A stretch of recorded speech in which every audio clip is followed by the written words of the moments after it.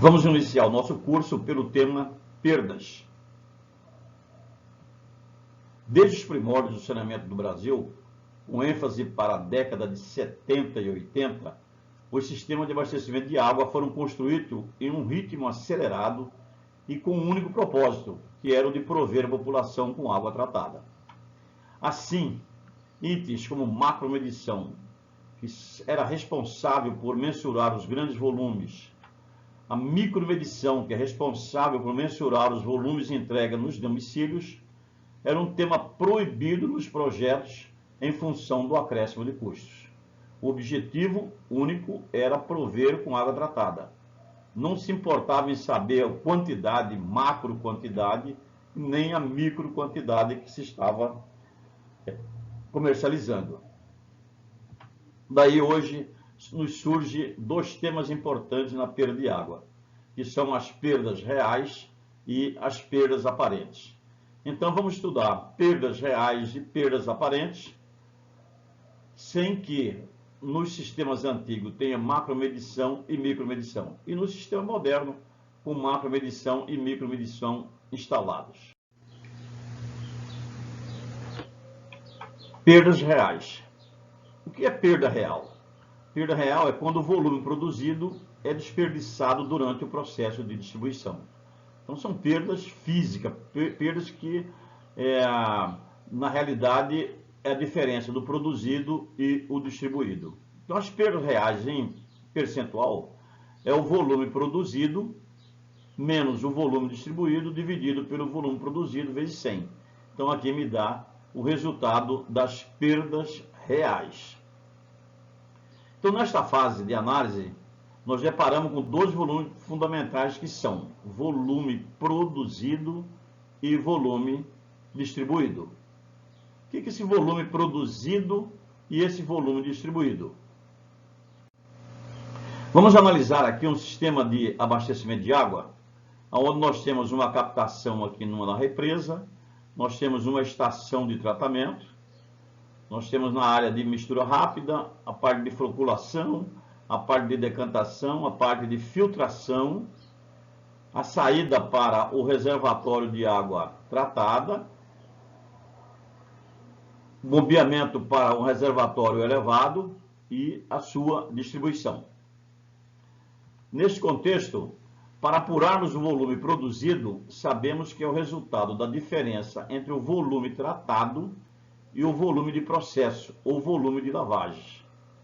Então, aqui nessa estação de tratamento, ela vai produzir uma quantidade de água que é o resultado do que ela trata, a quantidade total de tratamento, menos as águas de processo. O que é água de processo? Água para lavar o floculador, água para lavar o decantador, para dar descarga nos filtros, que são as águas de processo. Assim, eu tenho um volume captado, vamos chamar de VC, é o volume que eu meço na captação. Nós temos o volume tratado, que é o volume que chega na estação de tratamento de água. Desse volume tratado, nós temos aí as perdas, tanto na floculação, na decantação e na filtração.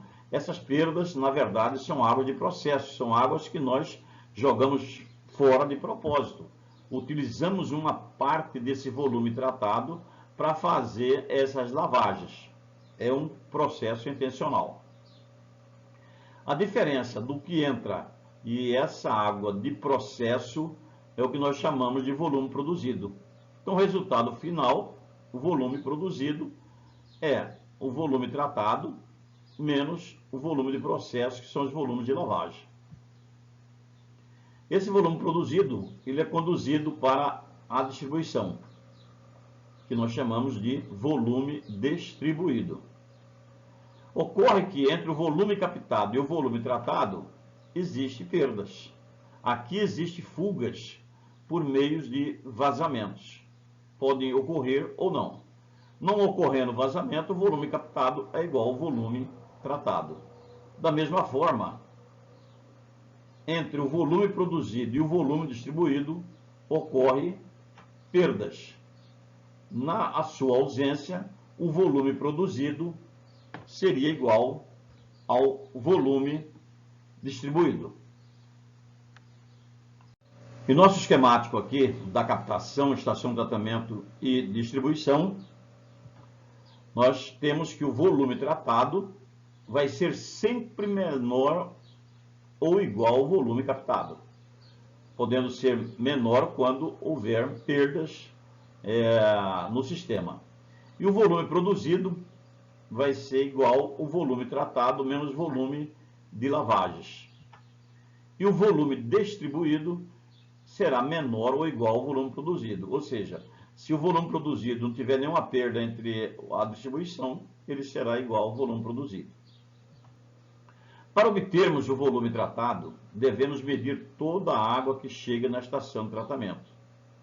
E como trata-se de grande volume ou macro volume, esta medição é denominada de macromedição do volume tratado. Infelizmente, os números oficiais apresentados da maioria das cidades brasileiras não podem ser considerados confiáveis em virtude de não possuírem macromedição.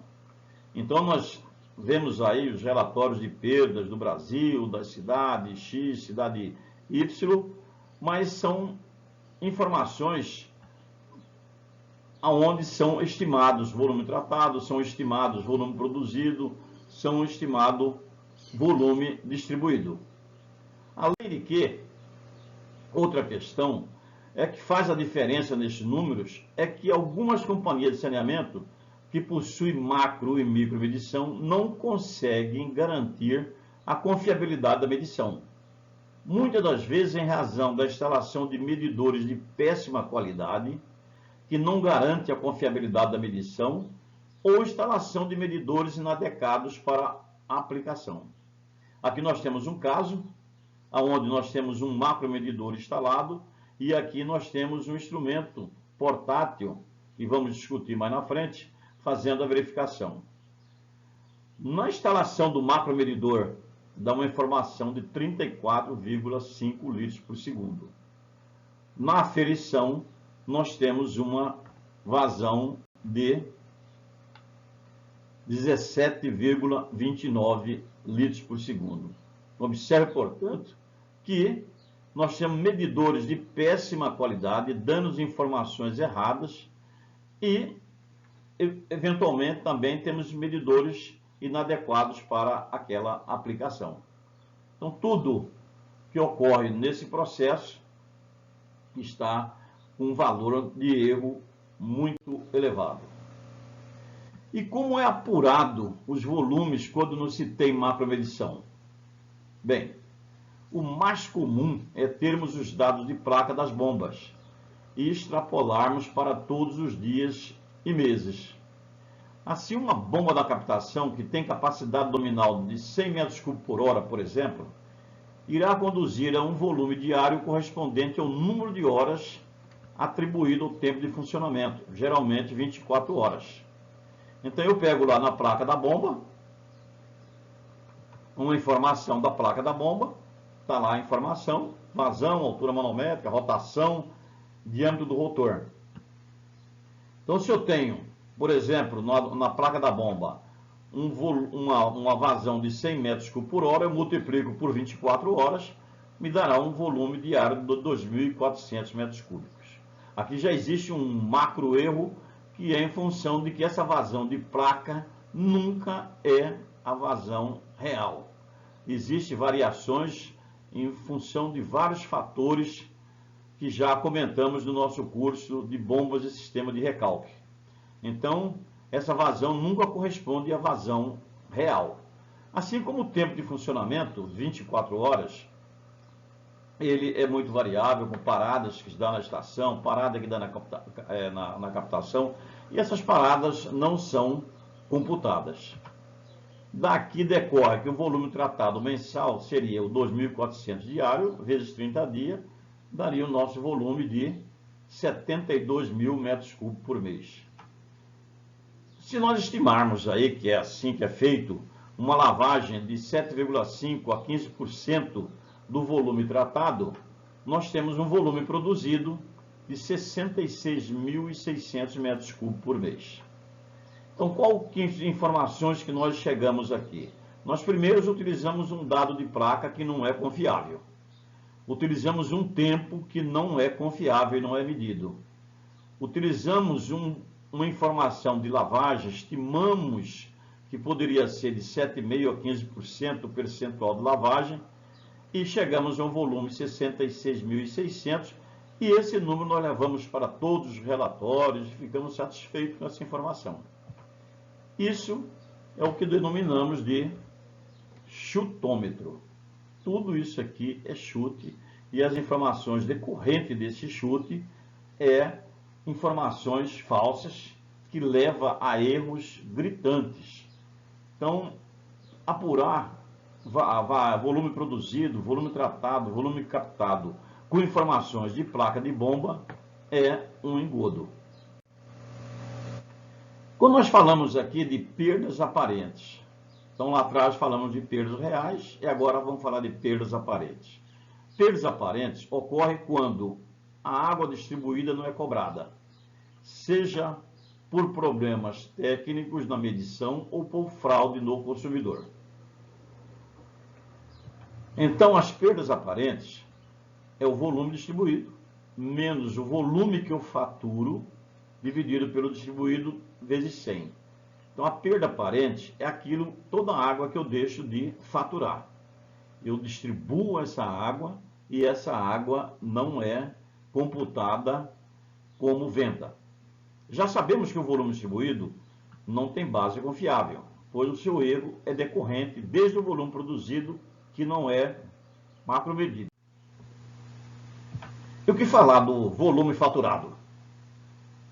A primeira informação que entra aqui é a tal da submedição, onde nosso pátio de medidores, tem medidores aí de 10, 20 anos e que ainda estão sendo utilizados. São os antigos medidores velocimétricos. São os medidores unijato, multijato, e que estão aí no pátio fazendo submedição. Ou seja, nós entregamos água e medimos a menos. Toda conta de água, ele está lá o consumo faturado. Esse consumo faturado, ele é informado em todas as contas de água.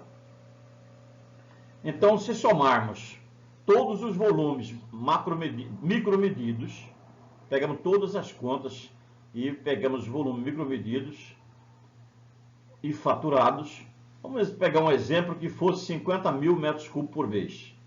Teríamos uma perda aparente de, nós falamos lá que nosso volume distribuído foi 66.600, menos os 50 mil de volume faturado, dividido por 66.600 vezes 100, nós teríamos aqui uma perda aparente de 24,24%. O nosso erro está na onde? Primeiro, esse volume que nós colocamos como volume distribuído é um volume que foi encontrado ali meio no chute. E ainda temos dúvidas aí se nós não tivermos segurança no volume faturado. Então nós temos que ter segurança nesse volume faturado. O volume faturado se diferencia do volume consumido em função do consumo mínimo, que pode ser superiores aos volumes efetivamente consumidos. É uma prática das companhias de saneamento fazer o faturamento em função de faixas de demanda, de 0 a 10, de 11 a 15, de 16 a 20 e assim por diante. São várias faixas de demanda. Ocorre, porém, que nós temos o faturamento mínimo, aqui no caso, 10 metros cúbicos. Ou seja, se o cliente consumir 0, 1, 2, 3, 9 metros cúbicos, o faturamento será sempre 10 metros cúbicos. Então, nós temos aí faturando um valor que é um valor fictício, porque, na verdade, o que foi consumido foi 5 metros cúbicos e nós estamos usando no cálculo da perda aparente um volume de 10 metros cúbicos. Nestes números também impera uma falsa informação, pois todas elas são decorrentes de uma informação básica que é do volume disponibilizado para consumo, que é decorrente do volume produzido, que é decorrente do volume tratado. Então, só existe uma solução, que é introduzir um programa de macromedição e pitometria. Então, as perdas, só nós podemos dar um tratamento sério, um tratamento correto em perdas, quando o nosso sistema tiver um programa de macromedição e pitometria. E isto aqui que vamos tratar nos nossos tópicos seguintes.